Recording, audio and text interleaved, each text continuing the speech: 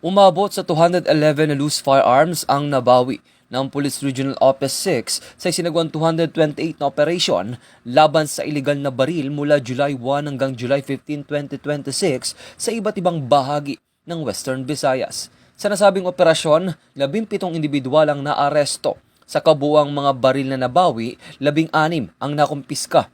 183 ang voluntarong isinuko at 12 naman ang idiniposito para sa safekeeping. Naitala rin ang voluntaryong pagsuko ng 30 explosive devices. Nanguna ang Iloilo Police Provincial Office sa kampanya matapos magsagawa ng 100 operasyon na nagresulta sa 9 na pag-aaresto at pinakamaraming nakuwang mga baril at explosive devices. Hinikayat ng Pro-6 ang publiko na patuloy na makiisa sa kampanya laban sa loose firearms sa pamamagitan ng agarang pag-uulat ng mga iligal na baril sa pinakamalapit na himpilan ng pulisya o sa Unified 911. Mula dito sa National Headquarters ng Philippine National Police, ako si Patrolman Edwin Baris nagbabalita para sa Police News Network. Alagad ng batas, tagataguyod ng Balitang Pulis.